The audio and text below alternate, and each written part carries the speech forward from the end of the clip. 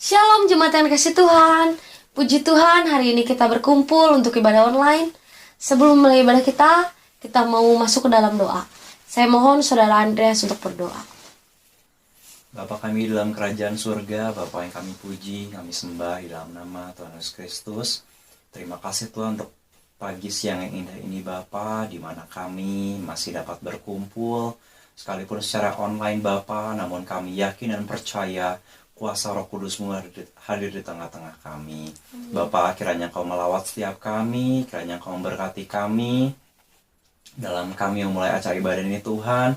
Biarlah segala pujian dan penyembahan yang kami berikan dapat menyenangkan hati-Mu ya Bapa. Bapa, bila ada kuasa-kuasa yang bukan daripada-Mu yang berusaha mengganggu acara ibadah kami ini Tuhan, kami mau usir, kami mau tolak di dalam nama Tuhan Yesus Kristus. Biarlah hanya kuasa-Mu yang sempurna Bapa yang menaungi kami di tempat kami masing-masing ya Bapa. Terima kasih ya Bapa, kami akan memulai acara ibadah ini Tuhan. Hanya di dalam nama Tuhan Yesus Kristus, Juru Selamat kami yang hidup, kami sudah berdoa dan mengucap syukur. Haleluya. Amin. Mari kita angkat pujian, jangan lelah.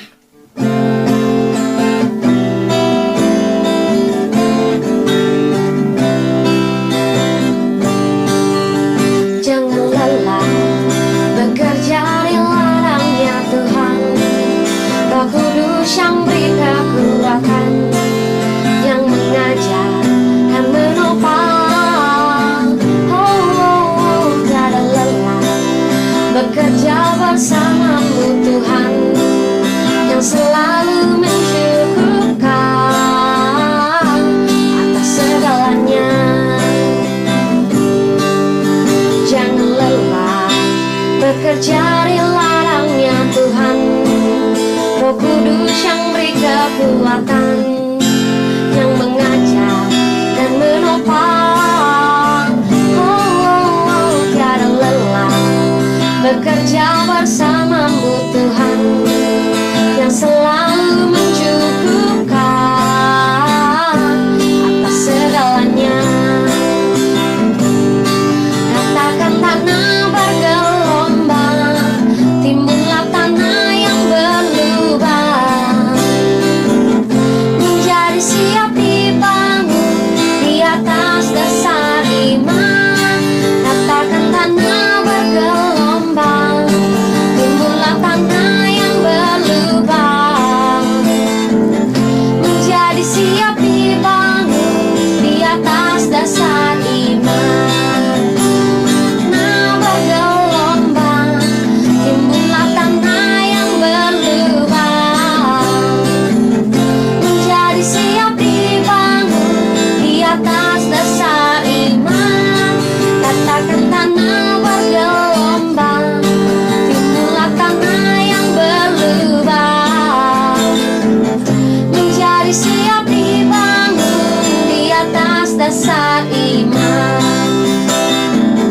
Menjadi siap dibangun, menjadi siap dibangun, menjadi siap dibangun di atas dasar iman. Beri kemuliaan bagi nama Tuhan. Benar, kita memang tidak boleh lelah bekerja di ladangnya Tuhan, karena kasih Tuhan sungguh telah terbukti di dalam hidup kita. Kita mau angkat satu pujian, kasih Allahku sungguh telah terbukti.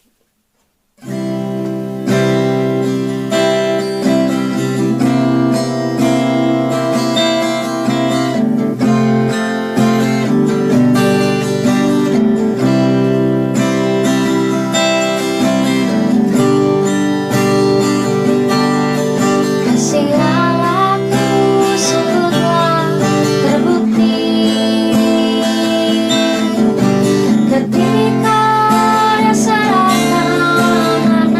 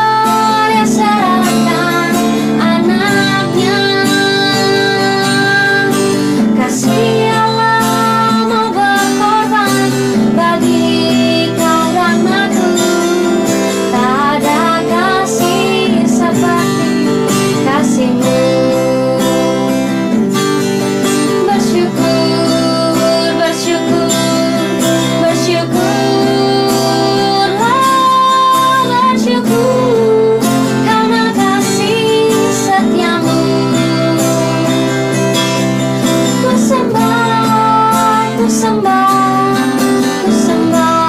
dan ku sembah. Selama hidupku ku sembah Kau Tuhan. Bersyukur, bersyukur, bersyukurlah, bersyukur tak kasih setiamu. Ku sembah, ku sembah, ku sembah dan ku sembah. Selama hidupku ku sembah Kau Tuhan. Selama hidupku ku sembah Kau Tuhan. Selama hidupku ku sembah Kau Tuhan. Kita sembah Tuhan sepanjang umur hidup, selama hidup ini. Terima kasih, ku mau menyembah-Mu Tuhan. Haleluya. Terima kasih. Saya mohon dengan hormat Saudara Andreas untuk berdoa. Terima kasih Bapa atas segala kebaikan-Mu Tuhan yang selalu Kau nyatakan dalam kehidupan kami. Bila saat ini Tuhan kami sudah memuji dan memuliakan nama-Mu Bapa, biarlah apapun Tuhan, baik pujian, penyembahan yang kami naikkan di hadapan-Mu dalam menjadi dupa yang harum di hadapan-Mu ya Tuhan. Bapa, tiba saatnya Tuhan kami untuk menerima kebenaran firman-Mu. Persiapkan kami Bapa, persiapkan hati dan pikiran kami Tuhan, sehingga kami dapat menerima kebenaran firman Tuhan dengan baik ya Bapa. Bapa, kami mohon pimpinan Roh Kudus-Mu Tuhan, agar apapun yang dibagikan oleh hamba-Mu dapat memberkati kami semua ya Bapa. Bapa, kiranya Kau juga memberkati Tuhan hamba-Mu Om dan yang akan menyampaikan kebenaran firman-Mu. Biarlah apapun Tuhan yang disampaikan ya Bapa dapat melawat hidup kami, dapat memberkati kami semua ya Bapa. Terima kasih ya Bapa. Hanya di dalam nama Tuhan Yesus Kristus, Juru Selamat kami yang hidup, kami sudah berdoa dan ucap syukur. Haleluya. Amin. Shalom, apa kabar jemaat Tuhan? Saya yakin semua dalam keadaan luar biasa, dalam pemeliharaan Tuhan, dalam penyertaan Tuhan kita yang ajaib, yang maha baik, yang penuh dengan kemurahan. Dan puji syukur kepada Tuhan Yesus Kristus, kita ada di bulan September, di minggu yang pertama. Tentu saja semua karena kebaikannya yang tak pernah habis dalam kehidupan kita sebagai orang-orang yang percaya kepada Tuhan. Puji Tuhan, siang hari ini sebentar kita kembali akan diberkati lewat kebenaran firman Tuhan, yang pada hari ini saya akan beri judul firman Tuhan, yaitu tetap eksis di saat resesi. Kata resesi akhir-akhir ini mungkin kita sering mendengarnya, baik dalam pemberitaan di TV, di media massa. Apa itu sebetulnya yang dimaksud dengan resesi? Resesi adalah sesuatu keadaan di mana produk domestik bruto, yang artinya nilai pasar dari seluruh barang dan jasa produk dari suatu negara mengalami penurunan, sehingga pertumbuhan ekonomi negara tersebut mengalami minus jika dibandingkan dengan pertumbuhan ekonomi pada tahun yang lalu di periode yang sama. Dan jika ini berlangsung 2 kuartal berturut-turut, 1 kuartal itu 4 bulan, misalnya dari Januari, Februari, Maret, April, minus, lalu dilanjutkan dengan Mei, Juni, Juli, Agustus juga minus, maka negara tersebut dinyatakan resmi masuk ke dalam resesi. Dan akibat dari pandemi yang kita hadapi pada tahun ini, dimulai sejak awal tahun, mengakibatkan begitu banyak negara masuk dalam jurang resesi. Kalau saudara ketik Google, saudara ketik negara mana saja yang masuk dalam resesi tahun 2020, maka akan keluar sebuah data yang mungkin kita semua akan kaget. Karena ternyata negara-negara yang masuk resesi itu negara yang selama ini mungkin kita pikir negara yang kuat, negara yang hebat, negara yang maju. Di situ ada Amerika yang terkenal dengan negara superpower.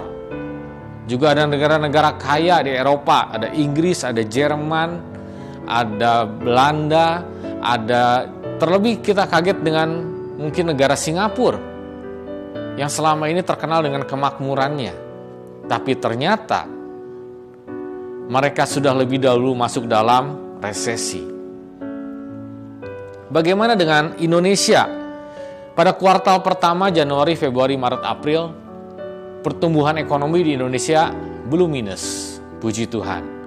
Tapi pada kuartal yang kedua, yaitu bulan Mei, Juni, Juli, Agustus, bangsa Indonesia pertumbuhan ekonominya mengalami minus.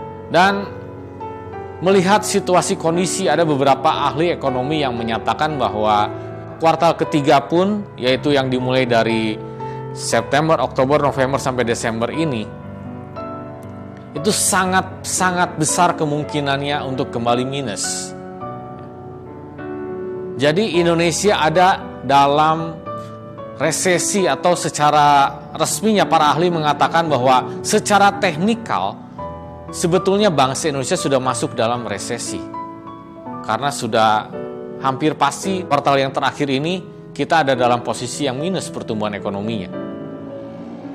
Dan sebetulnya memang secara dampaknya, secara realitasnya memang resesi sudah kita rasakan. Ada begitu banyak perusahaan mengalami kesulitan dalam meningkatkan omset, bahkan mengalami penurunan yang sangat tajam akibat daya beli masyarakat yang terus menurun. Sehingga mengakibatkan ada banyak perusahaan yang gulung tikar pada akhirnya.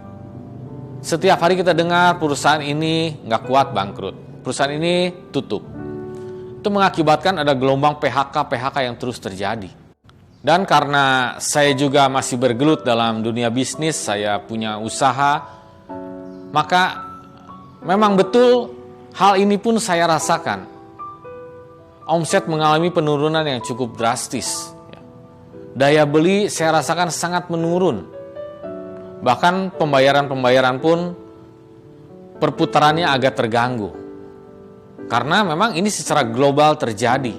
Mungkin saudara berpikir, tapi kan kita anak Tuhan, Pak, kita harus beriman. Kok ini seperti nakut-nakutin? Yang saya maksudkan di sini adalah kita harus sebagai orang percaya harus bisa juga membaca situasi yang terjadi. Kita juga harus bisa memahami keadaan yang terjadi. Sehingga kita bisa mengantisipasinya. Sehingga kita punya langkah-langkah untuk kita boleh tetap eksis di saat resesi. Karena kita akan menghadapinya dengan caranya Tuhan, bukan caranya dunia. Tapi bukan kita lari daripada kenyataan yang ada. Jadi mau gak mau, suka gak suka, memang resesi itu sedang datang dalam kehidupan bangsa dan negara kita. Tapi saya katakan puji Tuhan, kita punya firman Tuhan yang hidup, yang mengajarkan kita bagaimana kita bisa tetap eksis di saat resesi. Mari kita buka firman Tuhan kita pada siang hari ini di dalam Yesaya 32 ayat 17. Yesaya 32 ayat 17 saya akan bacakan untuk saudara. Di mana ada kebenaran, di situ akan tumbuh damai sejahtera. Dan akibat kebenaran ialah ketenangan dan ketentraman untuk selama-lamanya. Puji Tuhan.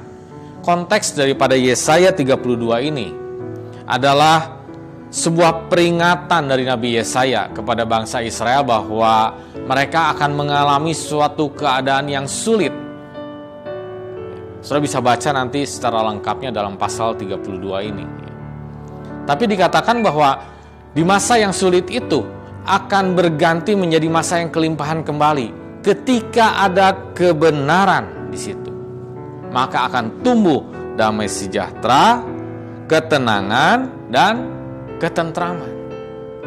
Dan saya yakin kita semua merindukan ayat yang tadi kita baca itu tergenapi dalam kehidupan kita di masa resesi ini, sehingga kita bisa tetap eksis di saat resesi.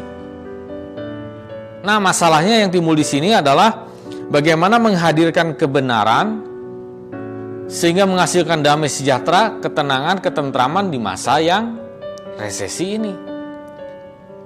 Karena hal-hal demikian seringkali timbul tenggelam dalam kehidupan kita. Kadang ada, kadang pergi.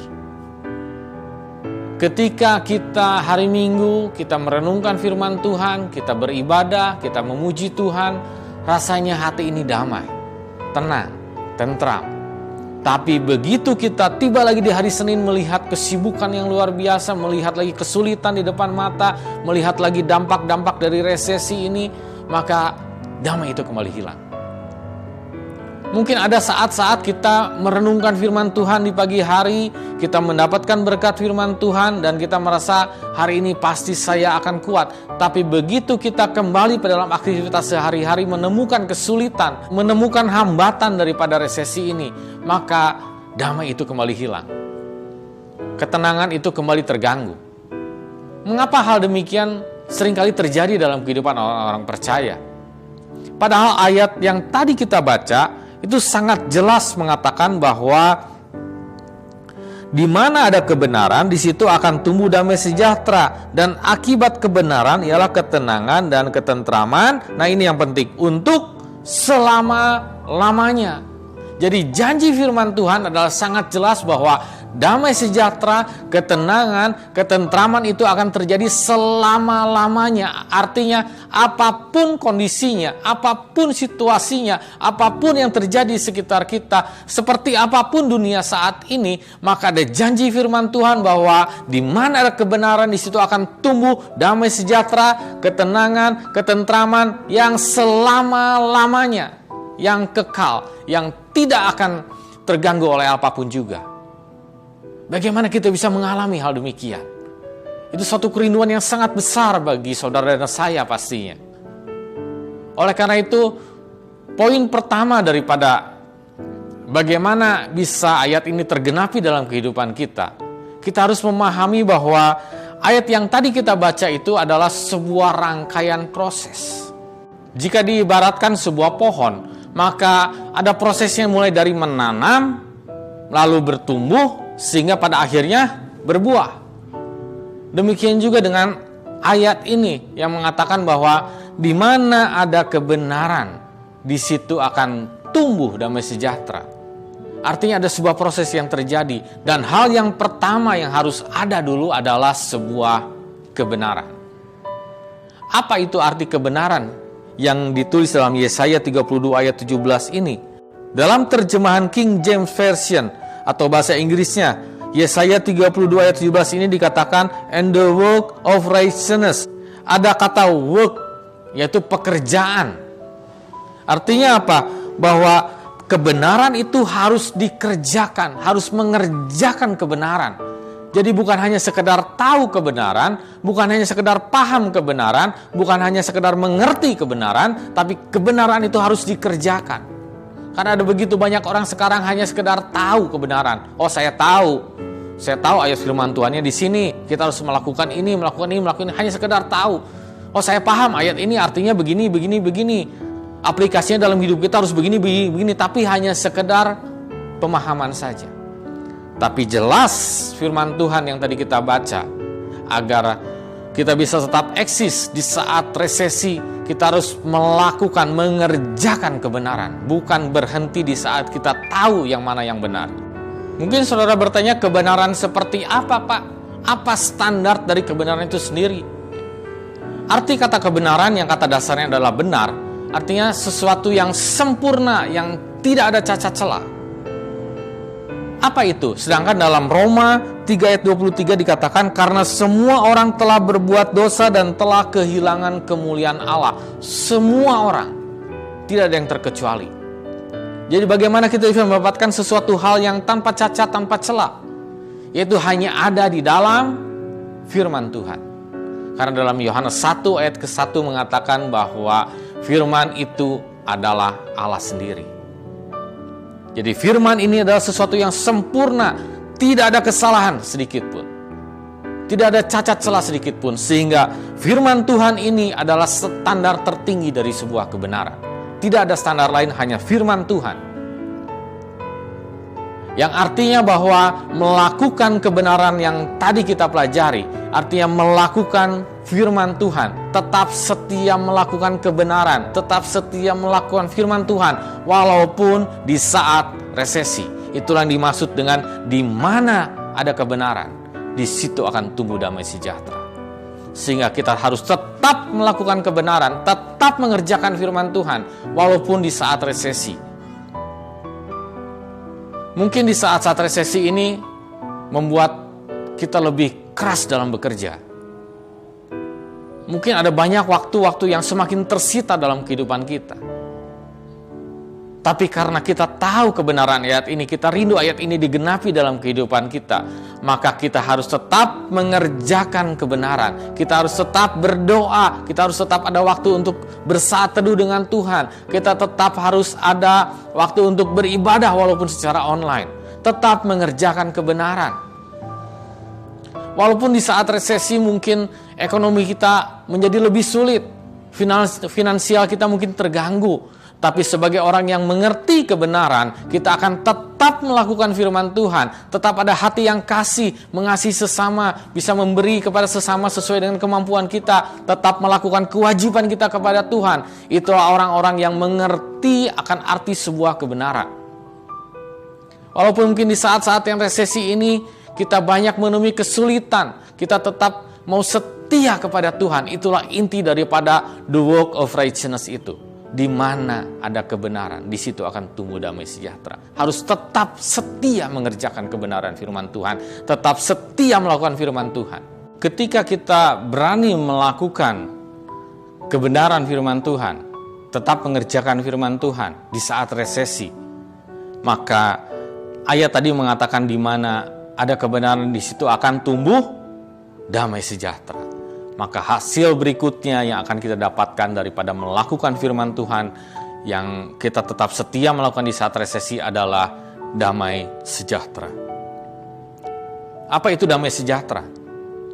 Damai artinya tidak ada keributan, tidak ada perselisihan. Sejahtera artinya adalah makmur, kemakmuran. Jadi sebuah keadaan yang damai, sebuah keadaan yang tanpa perselisihan, sebuah keadaan yang makmur. Apakah benar? Demikian realitasnya. Ketika kita melakukan firman Tuhan, apakah hal itu yang kita dapatkan? Resesi kadang-kadang membuat orang menghalalkan segala cara. Ada yang mungkin mengambil jalan pintas korupsi, ada yang mungkin mengambil jalan pintas bertanya kepada orang-orang pintar, memakai hal-hal yang mistik mungkin, sehingga dia berharap usahanya semakin laris. Tapi sebagai orang yang mengerjakan kebenaran, kita tahu bahwa hal-hal demikian menyakiti hati Tuhan dan menyebabkan dosa. Jadi kita mengerjakan kebenaran. Dan apa akibatnya? Dikala semua mungkin satu kantor melakukan korupsi, hanya kita sendiri yang mengerjakan kebenaran, kita sendiri yang gak mau melakukan hal demikian. Apakah damai sejahtera?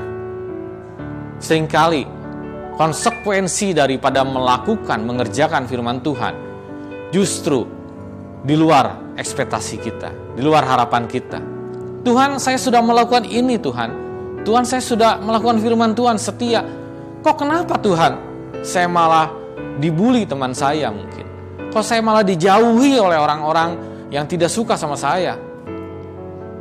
Ketika saya sudah melakukan kewajiban saya kepada Tuhan, bukannya gaji naik, tapi kok gaji dipotong ya Tuhan?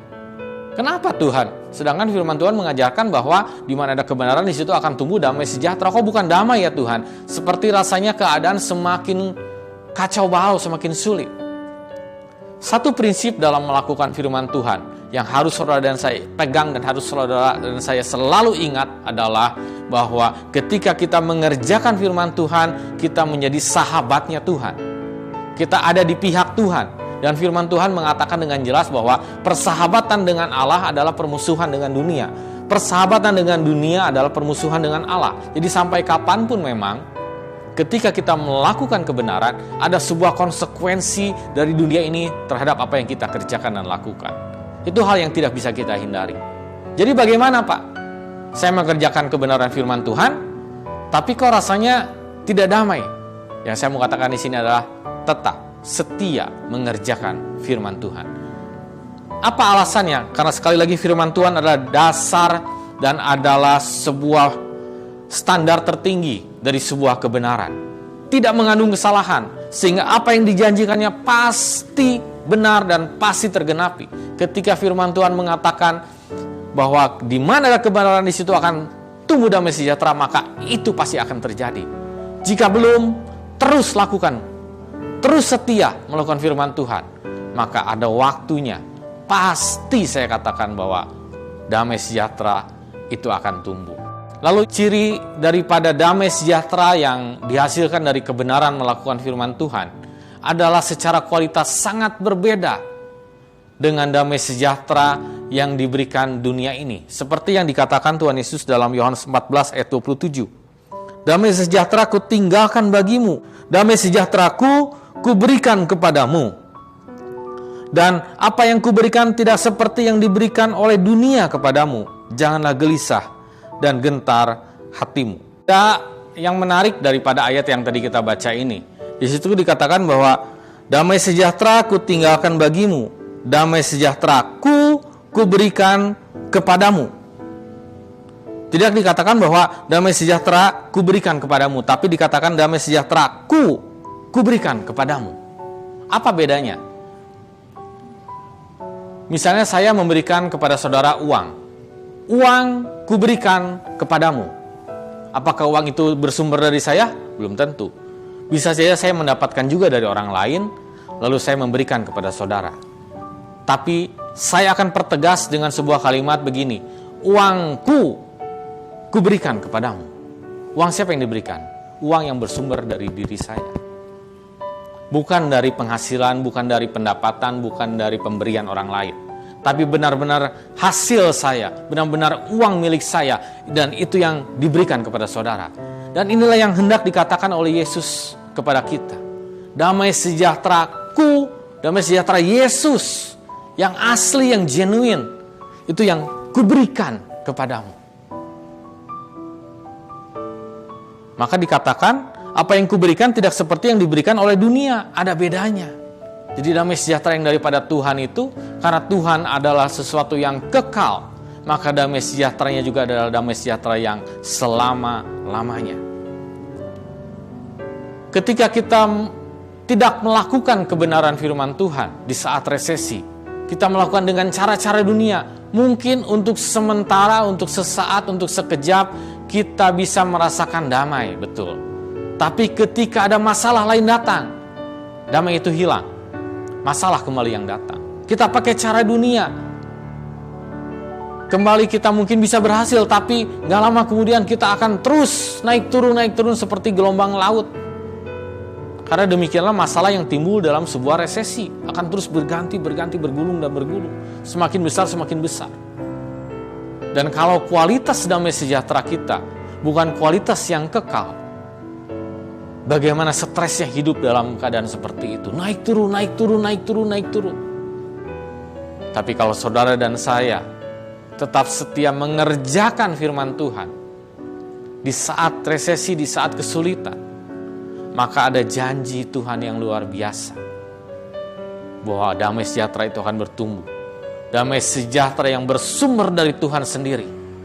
Yang tidak akan tergoncang, yang tidak akan terpengaruh oleh situasi kondisi apapun.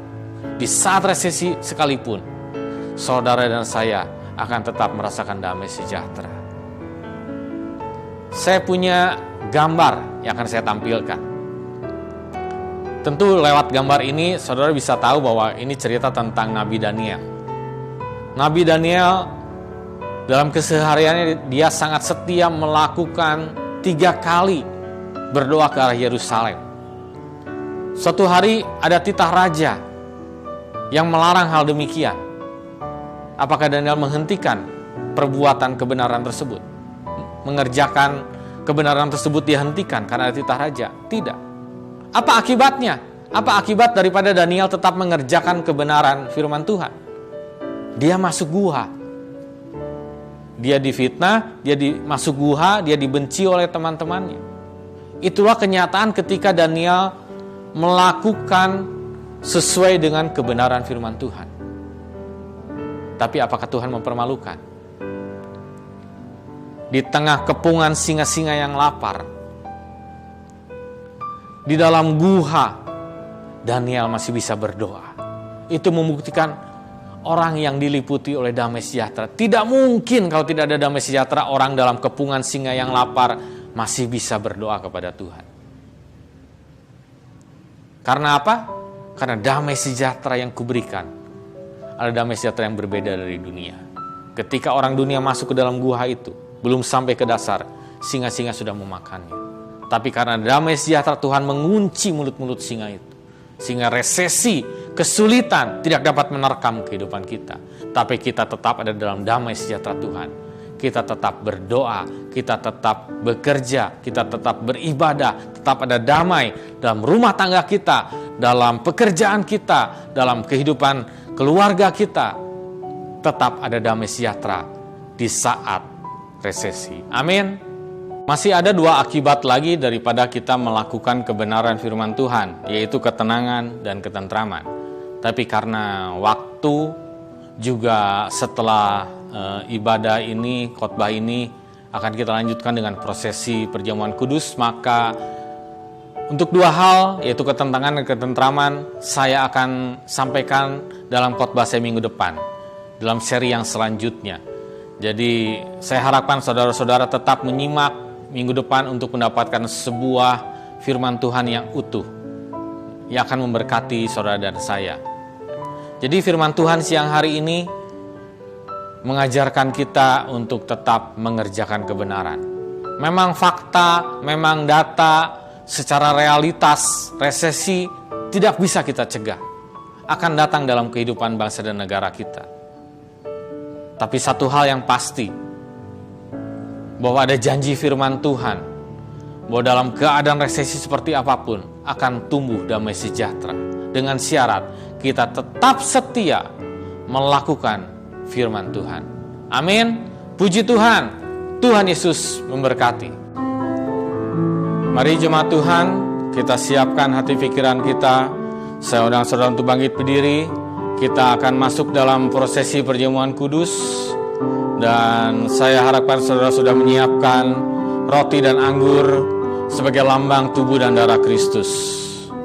Mari sejenak kita renungkan kebenaran firman Tuhan yang sudah datang dalam kehidupan kita semua.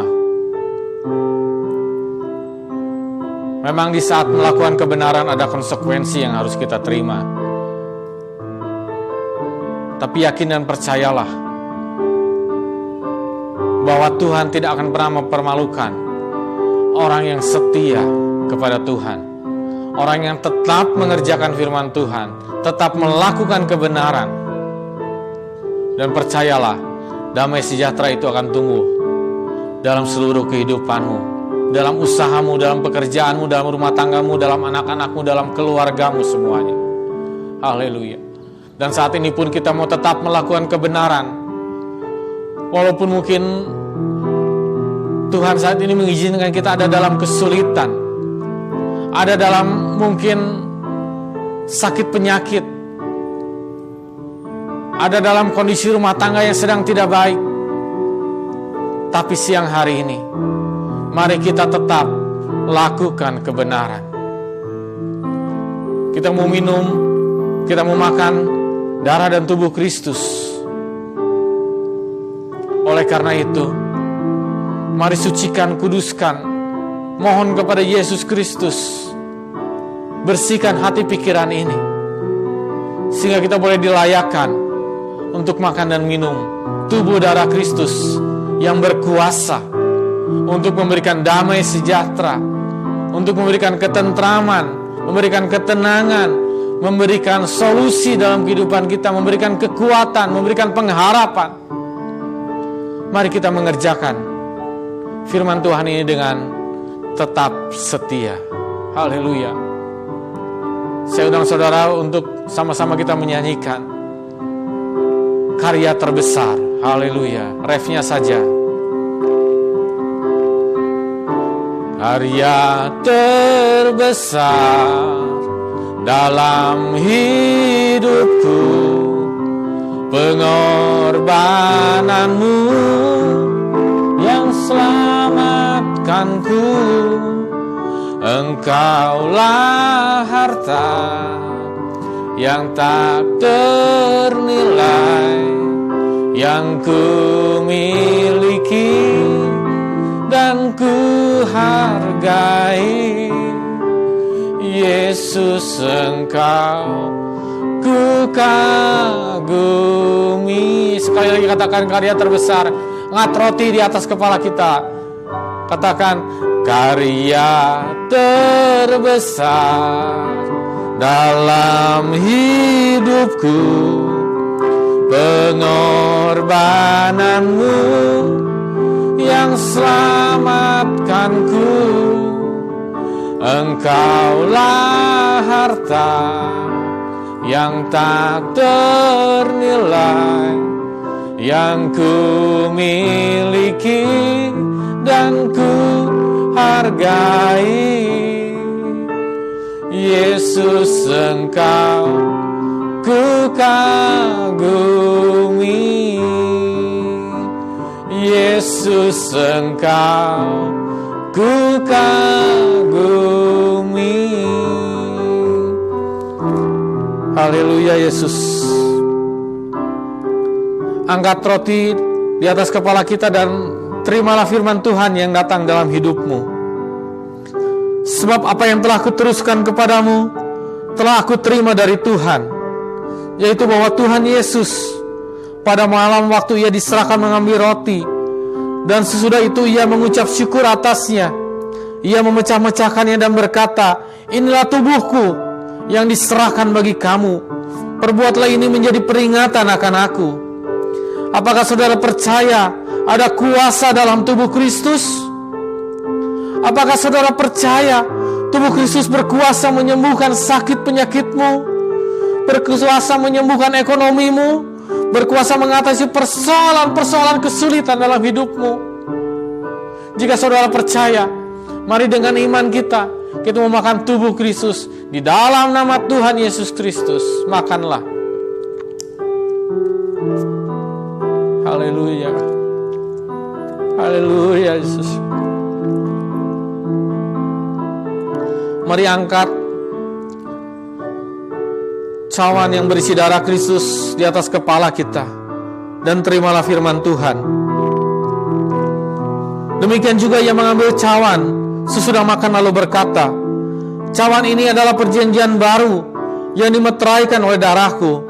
Perbuatlah ini setiap kali kamu meminumnya menjadi peringatan akan aku.